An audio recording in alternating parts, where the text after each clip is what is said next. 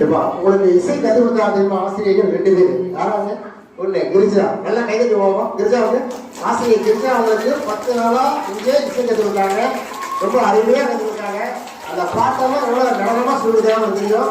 அது கூட சஞ்சனா அவர்கள் நல்லா கைது போவோம். உங்க ஆசிரியருக்கு ஏன்னா 10 நாளா இருக்குது நடந்து சிறப்பாக சொல்லி கொடுத்த அந்த ஆசிரியருக்கு தேங்க்லாமுக்கும் தேங்க்லாமுக்கும்